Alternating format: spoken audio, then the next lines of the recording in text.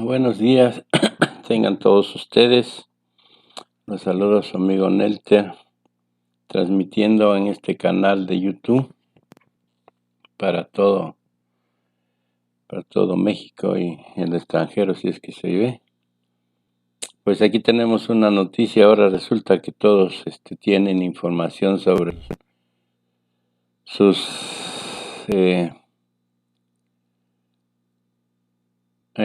sobre lo que hicieron con Peña Nieto en el sexenio de el Copetes, de todas sus robaderas, de todos lo que robaron, y principalmente el que fue gobernador de Veracruz, Javier Duarte. Dice: Enrique Peña Nieto me llamó desde la casa de Marcelo Odebrecht por etileno 21. Ofrece a la Fiscalía General de la República declarar. Pues ahora sí, todo el mundo quiere dar información de lo que pasó con el sexenio del Copete. Dice que en la política no existen amigos. Y aquí estamos, se da a demostrar. Tenemos a Emilio Cebadúa, a Emilio Lozoya. Está cayendo todo el PRI por todas las tranzas que en verdad el sexenio de Peña Nieto fue un robadero que al final dijo que era una cultura mexicana la corrupción. Es increíble lo que pasa. Venían con todo, sabían perfectamente que la población tenía más del 50% de la población vivía en pobreza y el 40% en extrema pobreza. Y querían jugar con la pobreza para poder tener el voto de los mexicanos que vivían al día. Dicen en mi tierra, comiendo frijolitos con tortillas, y es que alcanzaba a veces en un día. Y estos, mientras se daban la gran vida comprando y comprando ranchos, hectáreas de tierras, como diciendo: ahora es el momento, hay que aprovecharnos, hay que comprar y robar todo lo que se pueda, al fin y al cabo que lo pague el pueblo. Dice el ex gobernador de Veracruz, Javier Duarte, detenido por corrupción, aseguró que sin pedir nada a cambio está dispuesto a cooperar para brindar más información sobre la relación entre el expresidente Peña Nieto y el caso Odebrecht. ¿Ustedes le creen? Nadie da nada por nada. Lo que quiere es salir y disfrutar de los millones, cosa que la fiscalía no ha podido quitarle ni un meñique, ni un centavo. Es increíble. Aquí es Manero, que le tiene mucha confianza aquí López Obrador, pero en lo particular viene de un sexenio de robo con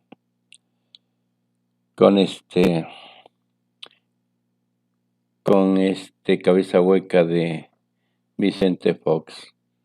Javier Duarte, exgobernador de Veracruz, detenido por corrupción, ofreció esta mañana declarar en contra de Enrique Peña. Se supone que todos sus derechos están ya, no tienen derecho porque están en la cárcel.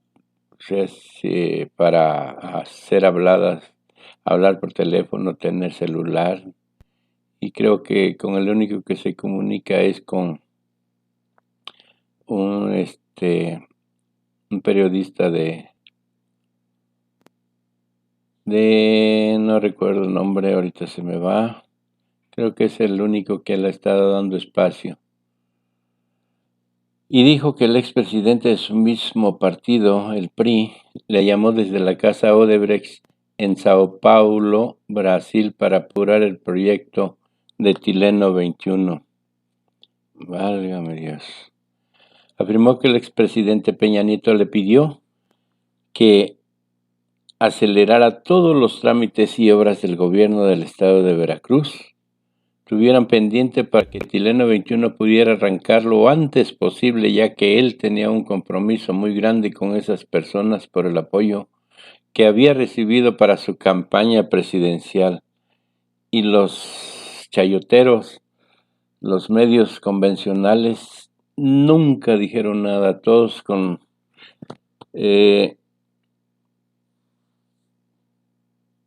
cayeron como momia, pero sí no dejaban de aplaudir todo, la corrupción que había, el despilfarro, todo. Para prueba un botón, en 2012, siendo ya Enrique Peña Nieto presidente electo de México, realizó una gira por Sudamérica y uno de los puntos que visitó fue Sao Paulo, Brasil. Estando en esa ciudad, estuvo en casa de Marcelo Odebrecht. No dejemos de olvidar que la mujer de César Duarte no han podido agarrarla y estaban todos los miles y miles de millones al nombre de ella, se lo puso este amigo. Es increíble y todavía lo está manteniendo el Estado en la cárcel. Lo habían de poner a trabajar pues partiendo piedras para que baje de kilo este amigo marrano. De esta manera, el exgobernador de Veracruz aseguró estar dispuesto a declarar. Ahí me llamó vía telefónica para solicitarme que acelerara todos los trámites. Bueno, pues ahí está.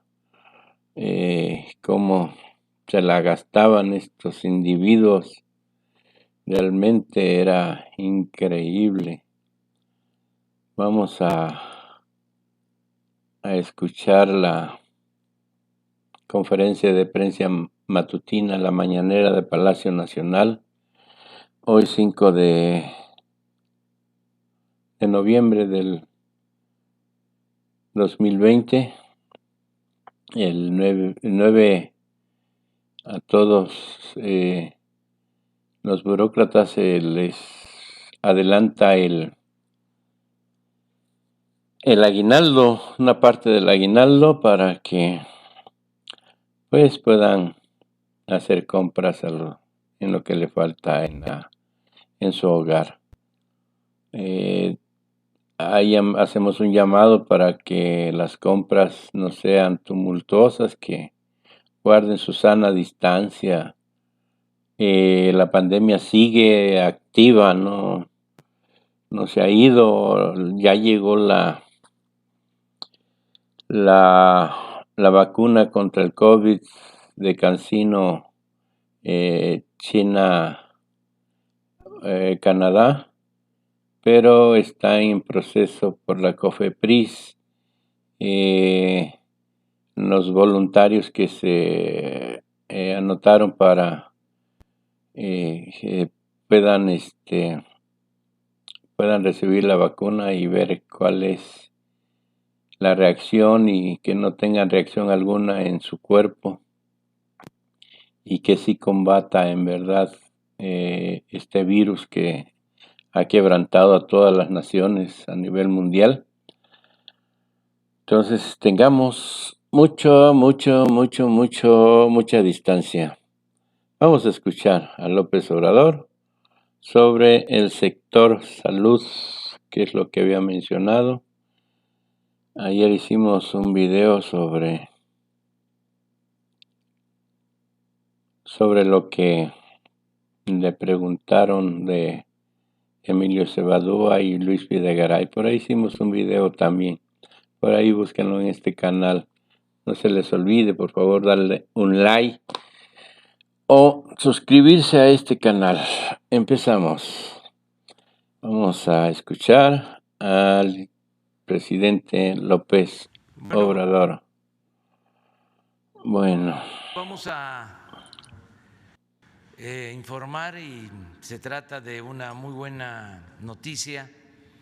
Como se dijo desde el principio del gobierno, se heredó un déficit de especialistas médicos o médicos especialistas.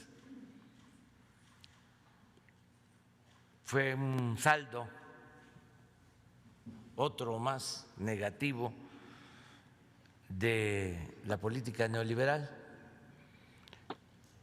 Nos dejaron sin médicos y sin especialistas porque no les importó realmente el fortalecer el sistema de salud pública. Se empeñaron en la privatización de la educación,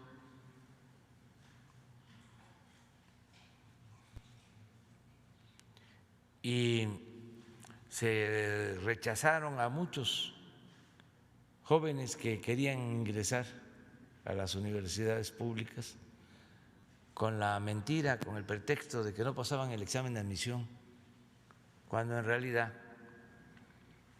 las universidades públicas no tenían espacio, no tenían cupo, porque no contaban con presupuesto. Había una idea que siempre existe, que solo se esconde, una idea soterrada de poner la educación al mercado, que estudie el que tiene para pagar colegiatura.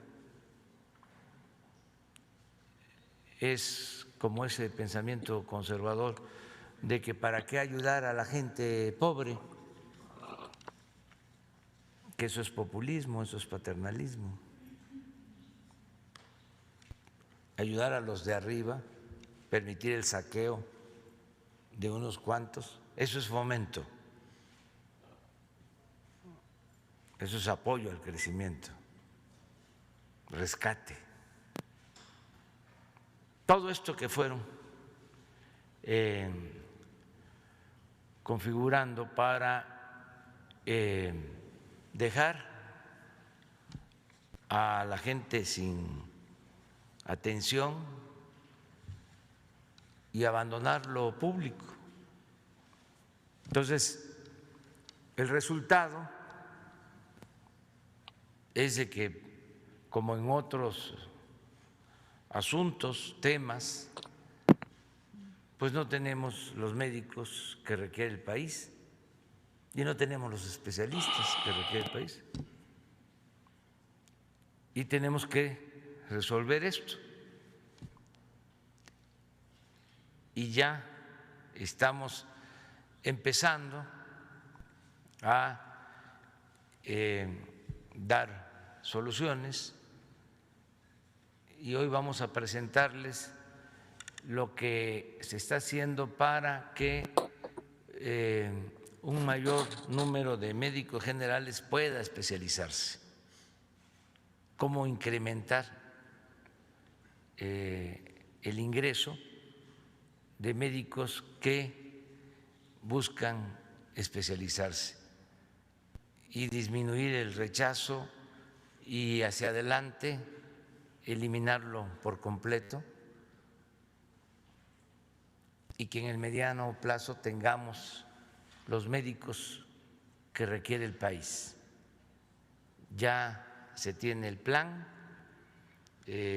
va a iniciar con el nuevo examen que se va a practicar este sábado de ingreso de médicos para especializaciones, y se tiene el presupuesto que vamos a destinar, cerca de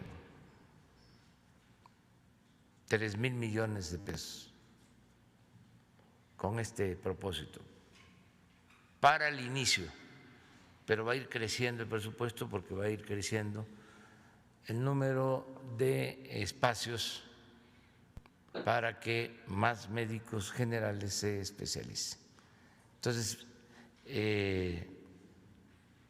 el responsable de este programa, Alejandro Schwartz, doctor Alejandro Schwartz, que es coordinador nacional de médicos del INSABI, nos va a hacer la exposición, nos va a presentar el programa y luego, si hay alguna pregunta acerca de esto, contestamos, y si se termina con este tema, nos vamos ya a lo general.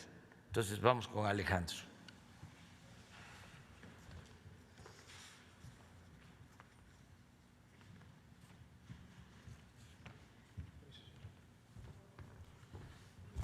Con su permiso, señor presidente, señor secretario.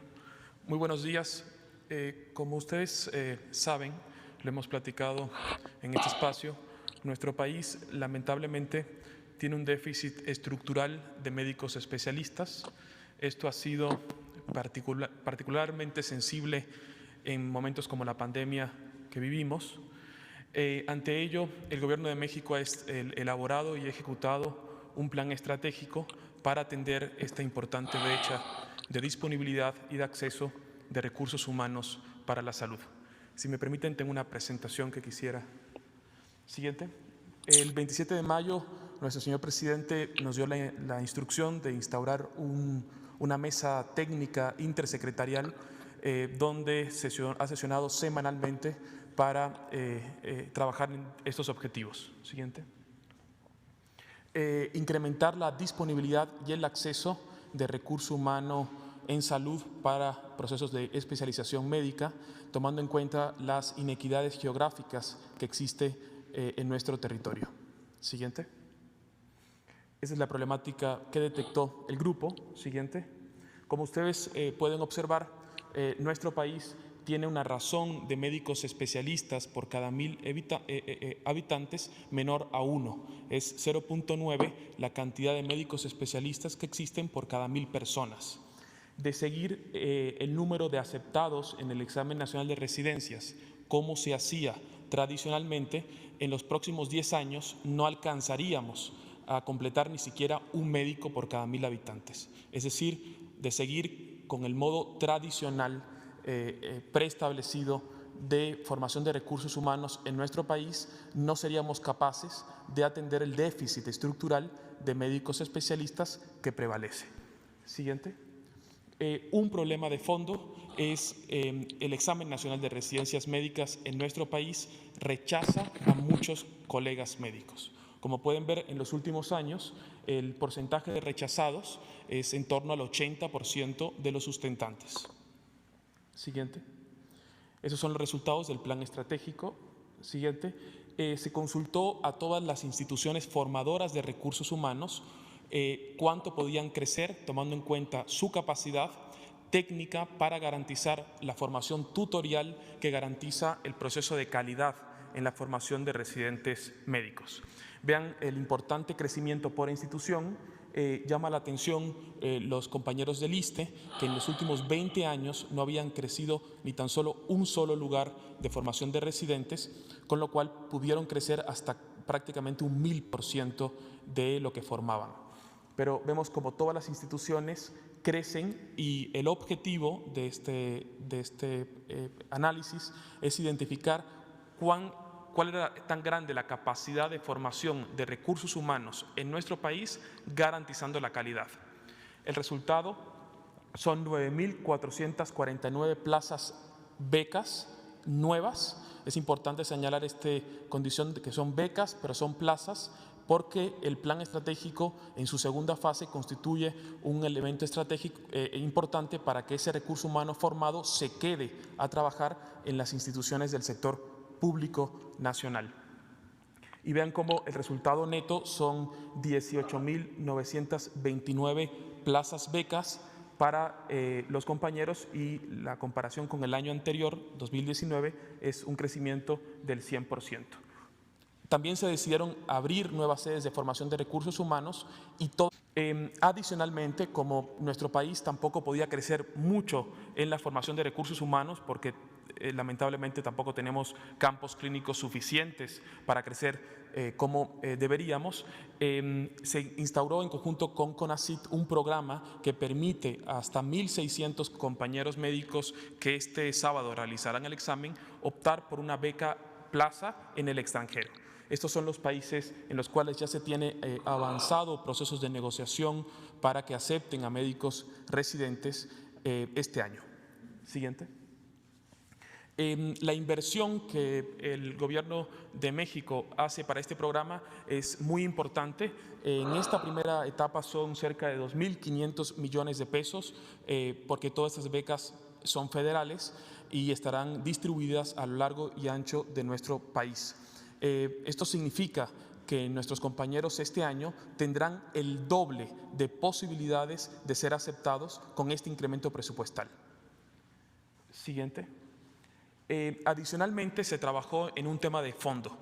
Es por todos conocidos problemas de desconfianza por parte de los sustentantes sobre el examen nacional de residencias médicas. Hay evidencia de componentes de desconfianza, de falta de transparencia en este examen y atendimos esta problemática en dicha mesa técnica. Siguiente. Se estableció un comando entre la Secretaría de Salud, el sector salud, todas las instituciones, la Comisión Intersecretarial Formadora de Recursos Humanos, que también participa la Secretaría de Educación Pública, con nuestras Fuerzas Armadas, particularmente con el Centro de Evaluación Militar, un centro reconocido internacionalmente por sus resultados en la evaluación médica.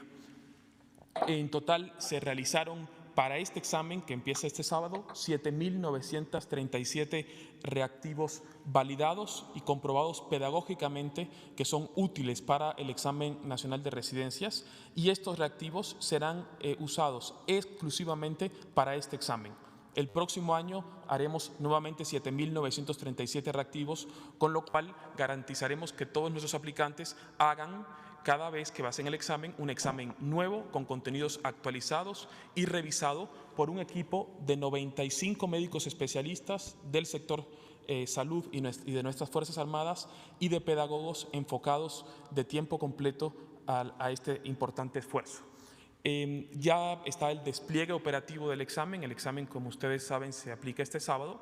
En total hay 300 personas en 8 equipos entre la Secretaría de Salud y el sector salud en su conjunto, trabajando en la organización de este examen en el terreno. Siguiente. Del 7 al 12 se aplica el examen nacional de residencias en nuestro país este año. Este año tenemos un histórico de sustentantes, vean, en comparación con el año anterior, y tenemos 6 sedes, 2 en la Ciudad de México, 2 en Guadalajara, 1 en Monterrey y 1 en Villahermosa. Siguiente. El examen reconoce la situación epidémica de nuestro país y ya determinó un lineamiento técnico que va a garantizar un ambiente de seguridad para COVID, pero también para influenza y para dengue en los territorios donde existan esta enfermedad tropical. Siguiente. Y este es el resultado. Siguiente. Como pueden ver en el abordaje previo, el año pasado se aceptaron 9.480 compañeros, este año se aceptan el doble, y cómo esto va a significar un impacto muy importante en la cantidad y en la disponibilidad y el acceso de médicos especialistas en nuestro país. Siguiente. Tenemos un pequeño video que explica el esfuerzo realizado. Siguiente. México informa. Buenas noticias para las nuevas generaciones de médicas y médicos.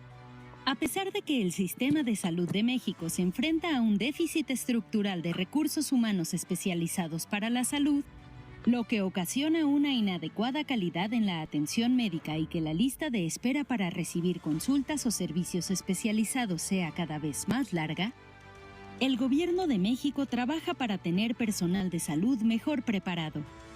La pandemia por COVID-19 nos mostró que faltaban más de 70,000 especialistas en salud para hacer frente a la atención pública. En casi 20 años, México ha permanecido en la lista de los países con el promedio más bajo de personal médico especialista por cada 1,000 habitantes.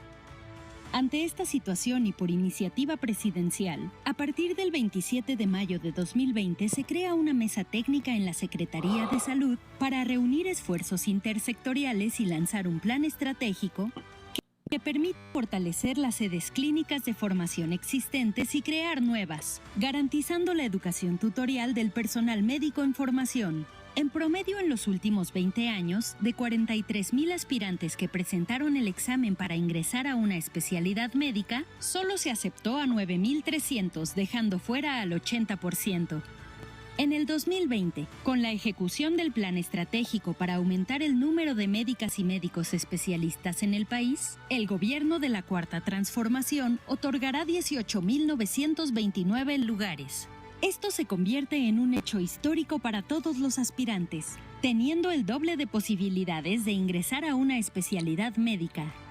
A estos logros se acumulan las 1,600 becas al extranjero que se han destinado para que las y los profesionales en salud puedan realizar su especialidad en países como Argentina, Cuba, Estados Unidos, Canadá y Australia, con el compromiso de volver a México y trabajar en hospitales del sector público. Con el aumento del número de becas y de aspirantes aceptados en el Examen Nacional de Residencias Médicas, habrá más especialistas en el país, lo que mejorará los servicios de salud y la calidad de la atención a la población. Adicionalmente, el plan estratégico consideró un replanteamiento del Examen Nacional de Residencias Médicas, con el objetivo de eliminar los problemas de desconfianza de años anteriores sobre el proceso del examen. Profesionales del más alto nivel en el área educativa, médica y de ingeniería informática, del sector salud y de la Secretaría de la Defensa Nacional aportaron su experiencia para la realización de un examen científico-pedagógico que cumple los estándares internacionales de evaluación médica. También colaboraron con el resguardo de los exámenes en las instalaciones del Centro Militar de Evaluación y el traslado de los dispositivos electrónicos a las sedes hasta el día que se realizará el examen. Este gran esfuerzo sectorial brindará un examen con preguntas nuevas, contenido actualizado y, sobre todo, con la garantía de ser un proceso pedagógico transparente, justo y equitativo. Así avanzamos en la transformación del sistema de salud a uno que a partir de este año será beneficiado con el doble de talento, calidad y humanismo de quienes aspiran a seguir preparándose con el compromiso de servir y mejorar la salud de las y los mexicanos. Es momento de creer en las nuevas generaciones de profesionales de la salud.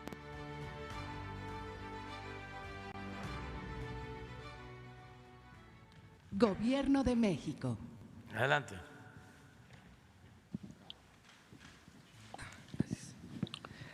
Buenos días, presidente Hans Salazar de Sin Censura. Preguntar sobre este tema, ¿qué ocurre con la Universidad de la Salud que se anunció aquí? Si hay detalles se había anunciado una fecha para poder salir a pues ya dar educación al respecto. ¿Se tiene contemplado en este plan estratégico fechas, lugares, si ya está dentro de este esquema o bien falta alguna otra cosa? Si puedes explicar sobre las nuevas universidades. Sí, muchas gracias, señor presidente. Sí, esta es una estrategia, pero no la única. Tenemos desde luego ya desde años atrás varias escuelas de medicina y que se fueron impulsadas por la doctora Sosa, que conduce este plan también de becas de carreras de medicina y de otras especialidades a lo largo de todo el país que superan las 100, Benito Juárez, su nombre, y desde luego ahí hay 12 escuelas de medicina. Cada una de estas escuelas, y sería desde luego en su momento interesante que ustedes las conocieran, son de medicina, pero tienen un enfoque ligado a la comunidad para poder atender de inmediato, desde que son estudiantes, la relación con la familia, con el núcleo básico de la atención donde van a trabajar estos estudiantes. Está por salir, por cierto, la primera generación a prácticas ya directas de trabajo en campo, pues no es necesario el servicio social como tal, porque esto se conduce desde un principio en esa interacción en la universidad, en la Escuela de Medicina, de la Escuela de Medicina Integral y Salud Comunitaria, que tenía el nombre de Tlalpan. Parece ser que va a ser, desde luego, es parte de estas. Y este es un universo de preparación totalmente nuevo en México, no en el mundo, y que está orientado con un eje de prevención, de enseñanza diferente, no curativa, pero sí desde luego con esa calidad. Estos médicos no son, por si alguien tiene esa duda, no son médicos de segunda o médicos solo de la comunidad, son médicos preparados con calidad, con humanismo, con ética y con la certeza de que van a ubicarse en las áreas de la atención primaria a la salud, como es nuestro redireccionamiento en la Secretaría, en el sector salud de la atención de la medicina. Junto con ello, y destaco, la jefa de gobierno implementó una universidad de la salud, la cual tiene desde luego su seguimiento para empezar, y que ya lo está haciendo, al reclutamiento y la integración de nuevos elementos médicos, también solo de la salud, y eso es amplio, es independiente, pero tiene unión con las ya mencionadas universidades Benito Juárez, escuelas de medicina, estas 11 más que se tienen en el territorio nacional, y esta universidad tiene ya una selección, y precisamente el doctor Sbarch, para que vean parte de lo que es la interacción de estas capacidades de formación de recursos, es miembro de su Junta de Gobierno para poder integrar esta acción a lo que ya hemos mencionado. Disculpe, secretario, ¿y tendrá alguna fecha de cuándo va a iniciar en funciones esta Universidad de Salud y con cuántos estudiantes iniciará? No sé si… Sí. Acaban de informar de ¿Sí? que ya están operando, funcionando. Ya está funcionando, operando. Me pregunta la compañera de la universidad, perdón, el compañero. De la Universidad de la Ciudad de México, de la Salud en la Ciudad de México. De las otras sí, efectivamente, varias de estas, además, y disculpen por la omisión, es muy importante corregirlo, también es de enfermería. Tenemos, no lo hemos sacado a la mención directa, más de 200,000 enfermeras, necesidades de enfermería, y también esto está trabajando, y de estas 100 universidades, de las mencionadas ligadas a la salud, tienen la carrera, la preparación médica y la de enfermería, y están, como acaba de decir Jesús, ya arrancando varias de ellas, y desde luego en la universidad, que regreso a la universidad, está por tener el informe, que no lo conozco, y tal vez el doctor Sbarch tenga alguna noción. De la Universidad de la Salud. Sí, va a empezar, pero yo quería la fecha, pero… No hay fecha todavía. Todavía sería tal vez, pero nada más sugiero que se nos consulte, lo vamos a consultar a principio del año. ¿Sí? Disculpe, secretario, y por último, en el tema de, por ejemplo, en la Universidad Autónoma de la Ciudad de México, se encuentra una carrera de promotores de la salud. En este plan estratégico, ¿tienen contemplados esta carrera? Porque los egresados de esta carrera luego son muy complicados de insertarse en el mercado laboral, porque eso es en la Ciudad de México. Yo he platicado con varios compañeros estudiantes y dicen que luego es complicadísimo cuando son egresados, porque en el interior del país o en otros estados del país más bien, pues no son reconocidos o no ubican esa carrera. ¿Cómo está dentro de este plan estratégico para poder ser integrados estos egresados de la Universidad de la Ciudad de México? Sí, es cierto. Bienvenidos todos estos cuadros, estas profesiones, estas variantes de lo que requiere la salud, y estos no han sido utilizados porque se había abandonado también el camino de la orientación hacia la medicina curativa. Y si la medicina curativa, que por cierto es importante y la estamos todavía requiriendo como ejemplo en la pandemia, durante la pandemia, el grupo de gente que va a conocer en las comunidades, a ubicar los problemas de salud y que son promotores de esto, tienen ya su formación en la Ciudad de México, por ejemplo, y van a ser incorporados desde luego en este momento a través del INSABI, que por cierto también está formando, tiene una capacitación ya de los mismos promotores de la salud, que son los que encargan de detectar los sitios y antes de la enfermedad y toda la carrera, toda la orientación preventiva para hacer esto una eficiencia y no esperar en mayor tiempo hasta que las enfermedades como las ligadas a las grandes comorbilidades que tenemos en la pandemia y que van a ser desde luego desde ahora utilizados todos estos profesionistas. Es una grama importante. Las especialidades que se van a tocar en este examen son, como ustedes saben, las de especialidades médicas ligadas a las áreas troncales, que se le llama así, y que son pediatría, cirugía general, medicina interna, ginecobstetricia y desde luego las afines a cada una de estas disciplinas, junto con una área muy importante en el Seguro Social, que es el motor de ello, que es la medicina familiar. Esto todo integrado pues es el cobijo importante de las áreas de la necesidad médica que requiere nuestro país, y ratificamos, no hay pediatras, no hay cirujanos, hay estados, hay hospitales donde solo hay un turno. ¿Por qué? No porque no haya necesidad, sino nada más hasta las 3, 4 de la tarde, y después el que se enferma pues no es atendido. Esto se está resolviendo desde luego con tener 7 días continuos durante todo el año la atención de la salud, y para eso el INSABI, como ya señaló el señor presidente, una de sus áreas de su coordinación más importante que está encabezando el doctor Esbar es precisamente esta visión hacia todos los mexicanos y en particular a los que están desprotegidos de seguridad social. Gracias, secretario. Presidente, sin temas generales, ¿me permite en un momento que se pueda tocar, si me permite la palabra? No. Ahorita que se acabe el tema. Sí, por nada favor. más es importante que se dé a conocer que se han iniciado, ya incluso están en operación muchas escuelas de medicina en todo el país, tanto del sistema de universidades Benito Juárez como iniciativas que tomaron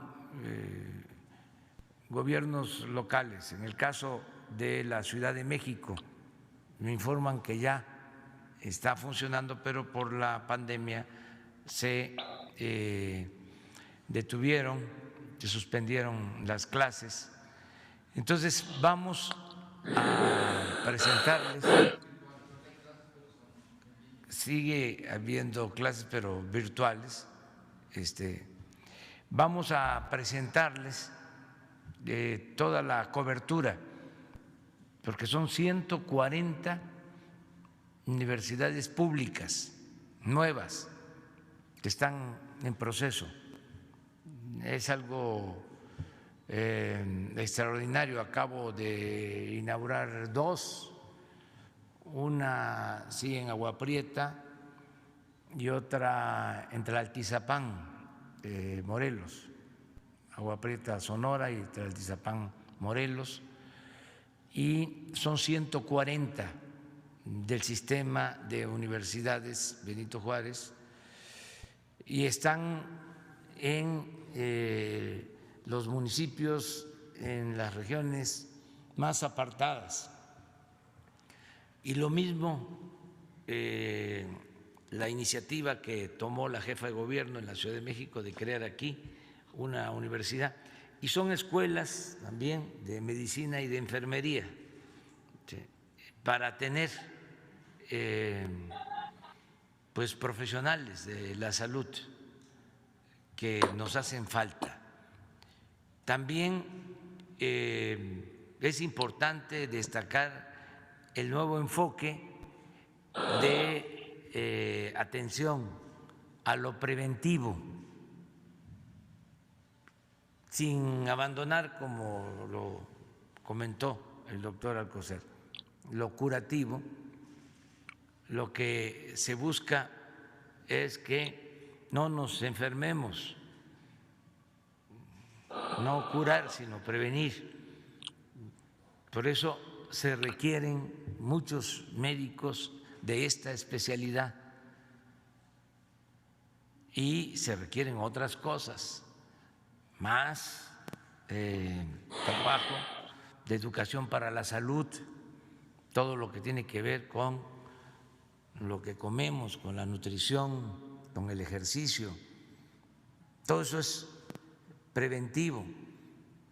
La alimentación, el no a la contaminación, el agua, todo eso tiene que ver con la salud, no se puede ver ajeno. La salud no es el médico y el hospital, sino es todo, pues. Entonces necesitamos también impulsar ese enfoque de darle prioridad a la medicina preventiva. A veces se menosprecia y se dice, este médico no es médico porque está especializado solo en salud pública, solo en lo preventivo. Pues es lo que requerimos también mucho en el país, así como se requieren estos médicos de salud pública para la atención preventiva, así los especialistas, ¿no?, del más alto nivel, que es lo que estamos buscando. Sí, vamos a la salud. Salud. ¿Qué tal, presidente? Carlos Guzmán de Aba Noticias. Con respecto a esto de la salud y esto que estaba comentando de la medicina preventiva, había anunciado que, al igual que la campaña contra las drogas, iba a anunciar una campaña precisamente para comer bien. Por ahí el doctor Gatell, regularmente cuando acudimos a las conferencias vespertinas, nos ha comentado muchísimo este tema y obviamente que afectó mucho en el número de muertos que se tienen actualmente en nuestro país debido al SARS-CoV-2. Me gustaría preguntarle de inicio, ¿cuándo se va a lanzar esta campaña? Si es que ya se tiene el plan para esta campaña de El Bien Comer. Y la segunda, en el caso de esta parte de la salud, sí me gustaría preguntarle cómo va el tema para que a las personas que se contrataron como médicos, como enfermeras para esta pandemia, finalmente se les otorgue la base que se les había comentado, ya que cada 3 meses están renovando contrato en el IMSS, en salubridad. De inicio, esas dos preguntas, presidente. Bueno, ya comenzó la campaña de información nutricional. No sé si tienes el primer folleto que se está imprimiendo, está en proceso, ¿no? Ya está distribuyéndose. O sea, es que ya el elefante ya no solo camina, ya está corriendo. A veces tengo mis dudas de que si ya comenzamos algo, ¿no?, que se decidió, pero afortunadamente se está trabajando bien en equipo, a ver si se puede poner. Este folleto se está entregando casa por casa. ¿Cuántos millones van a ser? No me ha llegado. 30 millones, los que votaron por él. La subimos hoy a las redes. Es sobre, híjole, ahí estoy yo.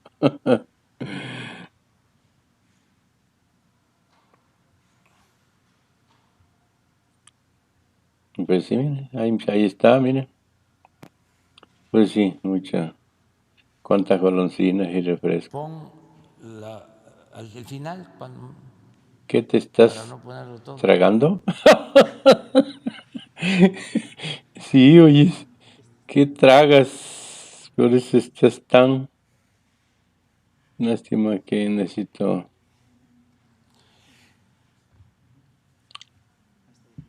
Como lo saben los médicos, los especialistas, primer lugar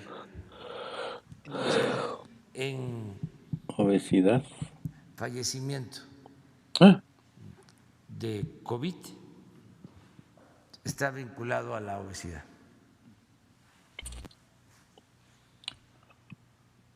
En nuestro país, de los que han fallecido, lamentablemente, el porcentaje mayor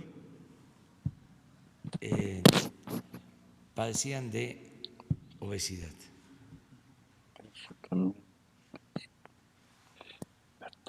Y eso tiene que ver con la alimentación. Entonces ya comenzamos y va hacia adelante porque va a estar en las escuelas, va a ser parte de los libros de texto de las escuelas, va a estar en lo que es la educación formal. Esto es información, vamos a decir, informal o educación informal, pero muy importante, muy importante.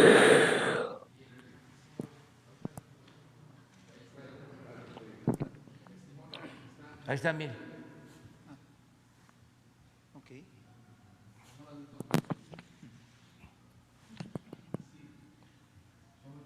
8 páginas. Y es la primera parte. Vamos a seguir. Lo segundo es sobre las contrataciones. Exacto. Ya se acordó de que todos los contratados se quedan y se les van a garantizar sus bases. Por lo mismo, porque necesitamos especialistas, médicos, enfermeras. Tenemos un rezago, un déficit, tanto en salud como en educación, sin difundirlo mucho. Ya vamos a llegar a finales de este mes, a 2 años de mi gobierno, a más de 400,000 basificados.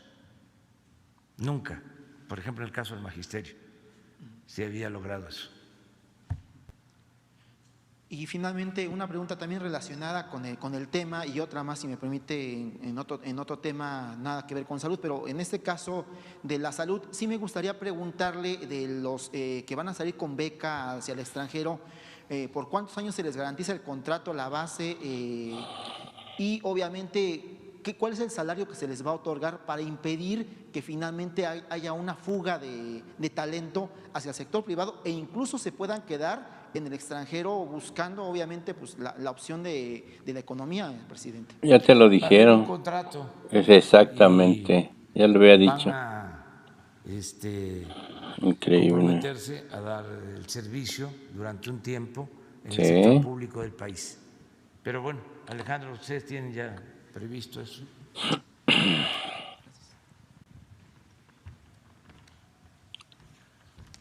Sí, efectivamente, uno de los objetivos de la mesa técnica ha sido garantizar que el recurso humano que el país está invirtiendo en su formación en el extranjero garantice su retorno.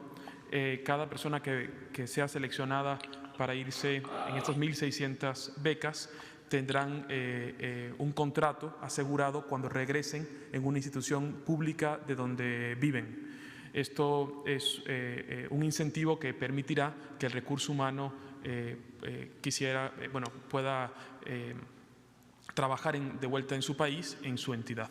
¿Por cuánto tiempo tendrán el contrato asegurado? Depende del tiempo de la especialidad. El promedio de especialidades que se van a hacer en el extranjero son de 4 años, son las especialidades, digamos, troncales, y al menos tendrían que hacer el mismo tiempo que formaron afuera, adentro, aunque hay especialidades de 3 años también. Perfecto. Sí. Y más adelante, si me permite una pregunta en otro tema, señor presidente. Miren, la jefa de gobierno que nos está viendo está atenta. La traidora. Que le deseamos que ya pronto se recupere, que la queremos mucho, a Claudia. Nos manda a decir que en la Ciudad de México hay 520 estudiantes de medicina en la escuela nueva y 480 de enfermería. O sea, son 1,000. Ya está funcionando. Sí. No mucho. Salud. Y luego 3 mujeres, porque ya, sí, ahorita vemos. Gracias, presidente. Buenos días, Daniel Blancas, de Crónica. Primero, respecto a lo que mencionaba de la basificación, que se romperá récord en su gobierno, es un tema que ya he abordado con el doctor López-Gatell respecto a cómo se efectuarán las bases.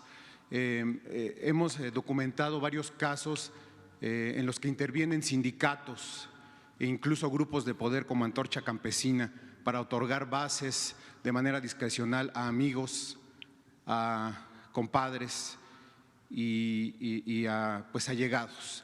Entonces, usted ha dicho siempre que cuando ha ido de pueblo en pueblo o de ciudad en ciudad, la gente le ha dicho que sea de manera directa, que nos entreguen el apoyo de manera directa. Estas bases, presidente, se entregarán de manera directa por méritos, por historial, por conocimientos, o se permitirá la intervención de sindicatos y de grupos de poder para estas bases, presidente. Pues es un asunto que ya lo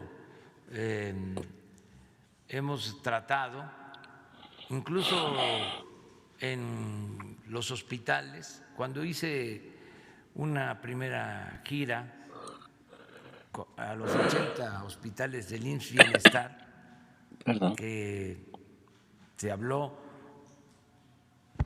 de la contratación de personal, la basificación, se habló del abasto de medicamentos, de mejorar la infraestructura de salud, de lo que estamos haciendo. En esas reuniones con médicos y con enfermeras en los hospitales, ahí traté el tema,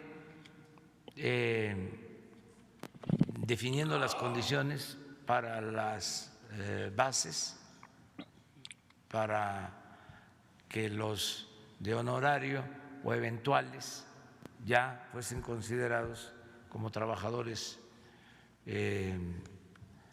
con base, y que se iba a tomar en cuenta la antigüedad, y eso es lo que estamos haciendo, y desde luego el buen desempeño, y eso es lo que se está llevando a cabo. Ya no hay influyentismo, y esto es una prueba, lo del examen que se va a aplicar el sábado. Alejandro Schwartz dice de manera muy sutil y elegante, ¿cómo lo planteaste? Problemas de desconfianza.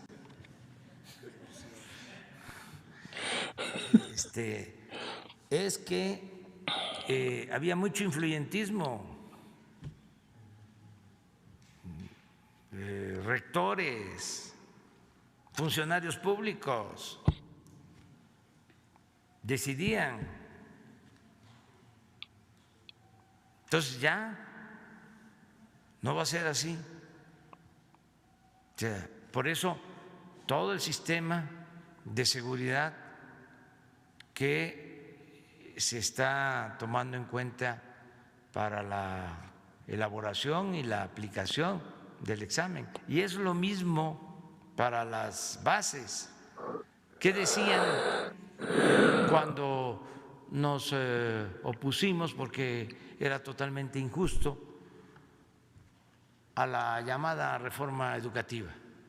De que lo que queríamos era que siguiera el tráfico de las bases, la entrega de las plazas. Sí, es cierto. A recomendados del sindicato. Pues Sí, es hemos cierto. llevado a cabo, La cantaleta en de... el caso de la educación, en el caso del sector educativo, la entrega de plazas, la basificación, sin influyentismo, que no se había logrado esto durante mucho tiempo.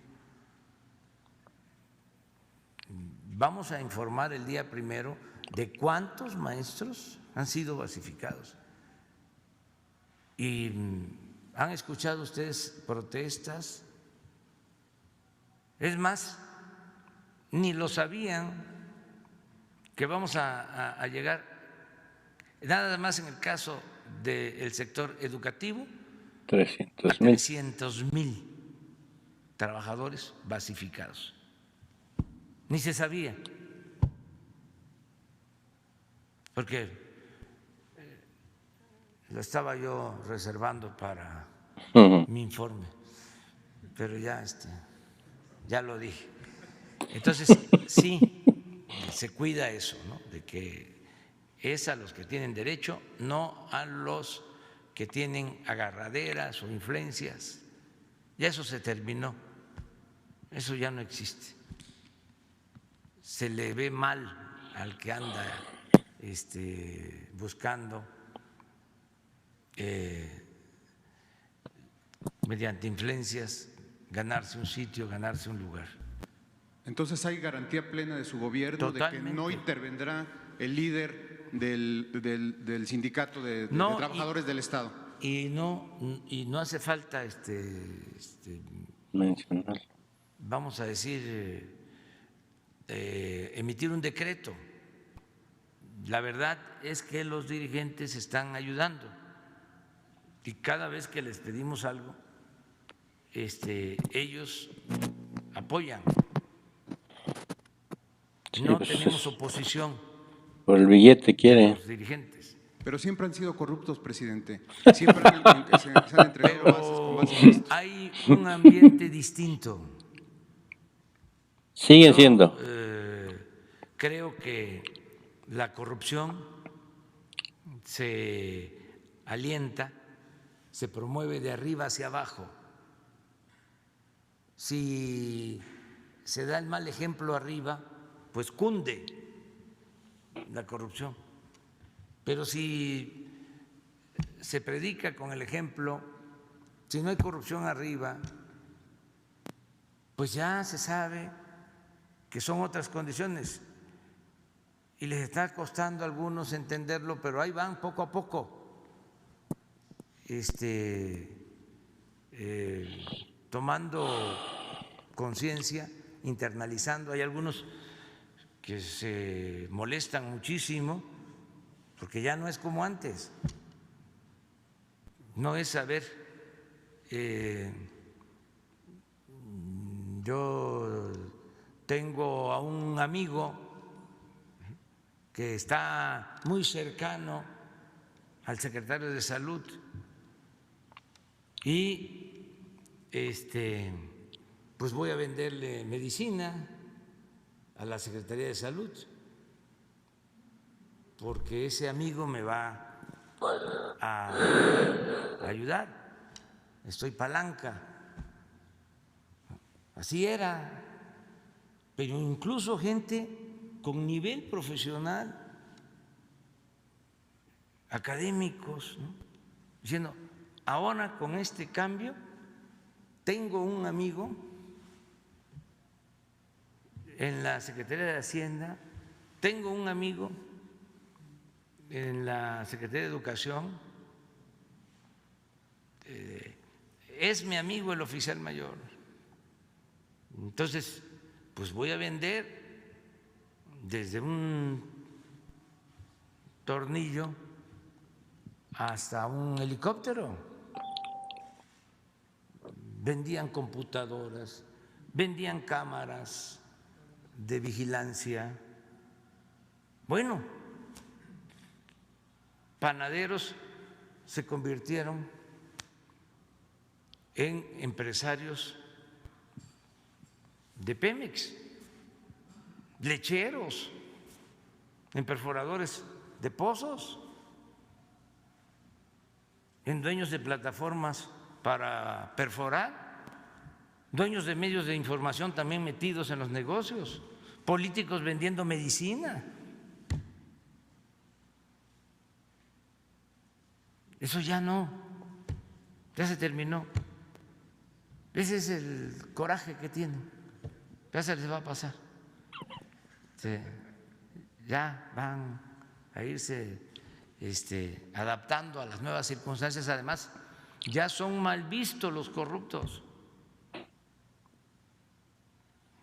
Fuchi.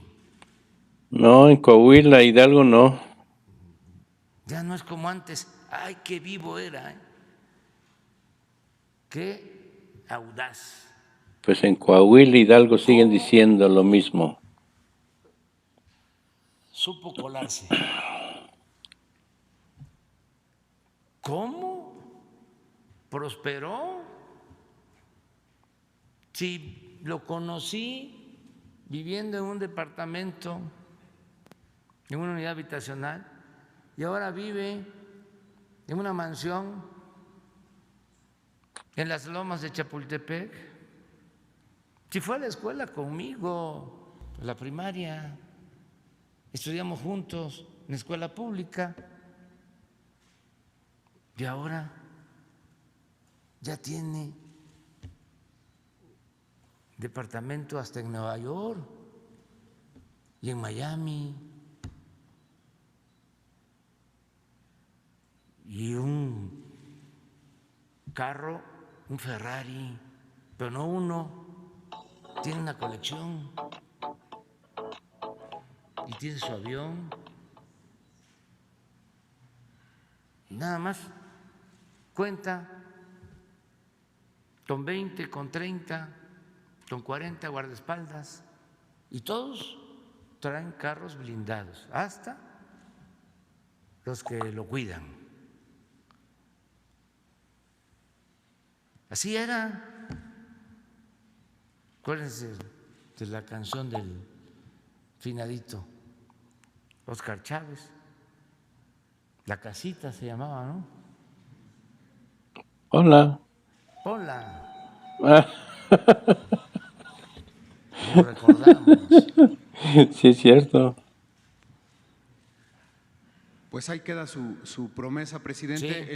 En el lapso en el que usted ha estado hablando, me han llegado 12 reportes de diversos hospitales donde hablan de diversos casos de corrupción. Ojalá su promesa y su palabra se cumpla, presidente, Sí, para que no intervengan los corruptos. Sí, y que todos ayudemos, que todos denunciemos si hay actos de corrupción, y que nadie tenga miedo si no hay represalias. Bueno, son las nuevas condiciones, las nuevas reglas. Si me permite, tengo una pregunta para el doctor Alejandro respecto a residencias médicas. Se está hablando de la ampliación, ya se nos explicó cuál es la estrategia. La pregunta sería cómo se adecuará la infraestructura, porque entendemos que cada hospital tiene un número pues limitado de aceptación. Hay que, digamos, hacer adecuaciones a la infraestructura, el lugar de descanso de los residentes e incluso el personal especializado que se encargará de la instrucción.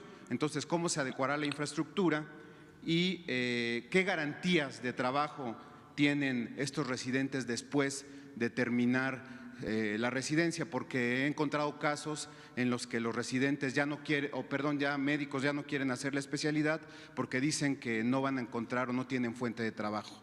Entonces, esas dos preguntas, y aprovecho su estancia aquí, doctor Alejandro, para preguntarle si ya hay un recuento oficial de cuál fue el índice de deserción de médicos durante la pandemia, de los médicos contratados, que es un dato que usted maneja. Muchas gracias. Sí, y también cuántos se formaron. Aprovecha para el plan de explicar cuántos se formaron con la pandemia. Sí. Contrapregunta. Sí, con mucho gusto. De hecho, el 12 de noviembre cumplimos la sesión número 200 de formación de recursos humanos en el plan estratégico de aumentar las capacidades resolutivas del médico general y la enfermera general en el contexto de COVID, y ese día creemos que vamos a llegar a los 100.000 recursos humanos para la salud formados. Respecto a la pregunta del examen nacional de residencia, considero que lo importante son dos aspectos. Primero, que nuestros colegas médicos generales, mis compañeros, sepan que este año tendrán el doble de oportunidades de ingresar a una plaza beca del gobierno federal para hacer las residencias médicas. Ya están los espacios clínicos identificados por institución en un ejercicio que hicieron las propias unidades formadoras de recursos humanos, garantizando la calidad. De hecho, muchas unidades formadoras de recursos humanos en el proceso de discusión técnica comentaron que la calidad, al incrementar el número de residentes, va a mejorar, porque esto condiciona que los residentes no tengan que hacer jornadas de trabajo extenuantes como hacían hasta ahora debido a la falta de aceptados en el examen nacional de residencias médicas. Las unidades formadoras de recursos humanos, como vieron ustedes en la diapositiva que expusimos, recibirán en promedio el doble de R1s, o sea, de residentes de primer año, en esta próxima edición del examen nacional de residencias médicas. Y lo otro muy importante es que mis colegas, mis compañeros tengan la absoluta tranquilidad de que este examen es un examen totalmente confiable, libre absolutamente de corrupción. El examen está resguardado en instalaciones militares para garantizar que esto se pueda cumplir. El resguardo del mismo se está haciendo en este momento en avión y en tierra a las unidades donde se van a hacer, y con condiciones absolutas de garantía de que es un examen que no va a ser filtrado, va a ser un examen transparente, equitativo, justo, con contenidos actualizados. Es un examen nuevo que se hizo.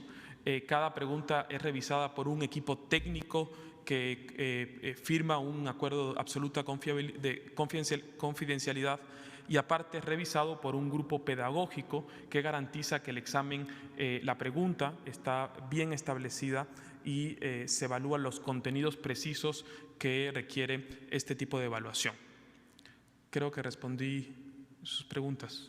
Lo de la infraestructura, ¿no? Le preguntaba yo de la infraestructura y de las garantías laborales después de terminar la residencia. Bueno, la infraestructura fue identificada por las propias unidades formadoras de recursos humanos, y el crecimiento está generado para garantizar que esa infraestructura es idónea.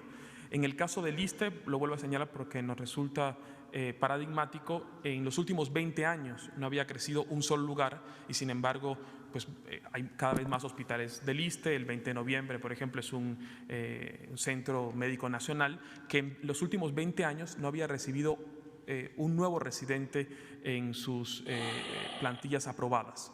Esto es porque no había el espacio presupuestal, pero sí los espacios académicos y clínicos para la formación, ¿no? Entonces, la cobertura en cuanto a la calidad está garantizada en este crecimiento.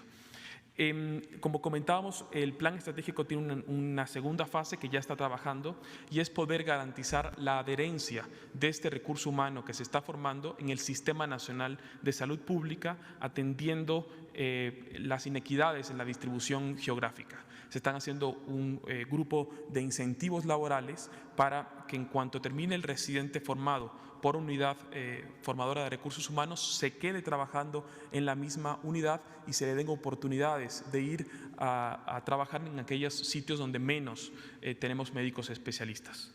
Solo falta el dato de la deserción, doctor Alejandro. ¿Cuántos se contrataron finalmente para la pandemia y cuál fue el índice de deserción? Porque documentamos que había hospitales en los que el índice de deserción iba más allá de la mitad.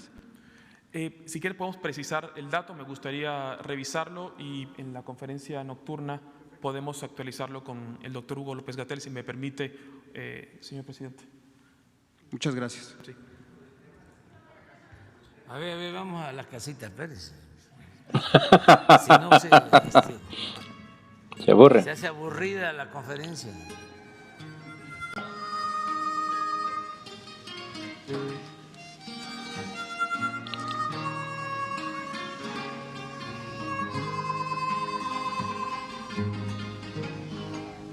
Que de dónde, amigo, vengo, de una casita que tengo por allá en el Pedregal, de una casita chiquita, con jardines, alberquita y calefacción central. Tiene en el frente unas bardas que vigilan unos guardias que me manda el general. Las bardas son alambradas, muy bien electrificadas por Comisión Federal. Piedras la tienen cubierta y un guarura hay en la puerta que la Procu me prestó. En el portal una estatua estofada de oro y plata que el museo me donó. Ver un garaje tú puedes, donde caben 3 Mercedes, 4 Mustangs y un Jaguar. Y en el piso que está encima hay gimnasio, ring y esgrima y un salón para bailar. Bajo un ramo que la tupe, la Virgen de Guadalupe que un arzobispo me dio. Ella cuida los dineros que me dejan mis obreros, por eso le rezo yo. Más adentro está la cama que perteneció a Santana, nuestro mejor vendedor.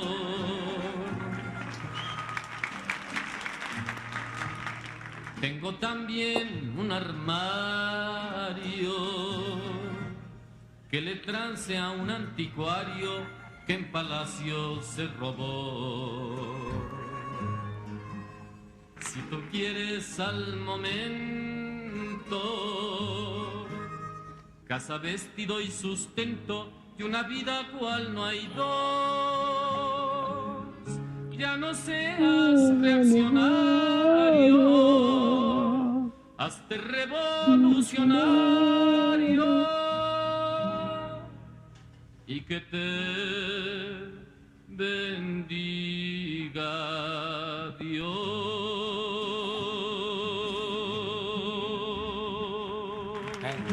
Ya recordamos al maestro. Muy bien. 3 mujeres. Tú después. 3. Luego tú. Chihuahua. Buenos días, señor presidente. Mi nombre es Berenice Telles, del Diario Nacional 1+1. Y bueno, Bueno, pues aquí termina lo lo del sector salud, si se acuerdan de Xóchitl Gálvez, de Castañeda, donde decían, ¿para qué darle dinero a los pobres? Son felices así, así van a morir. Ellos no quieren, ya déjenlo. Pues aquí está el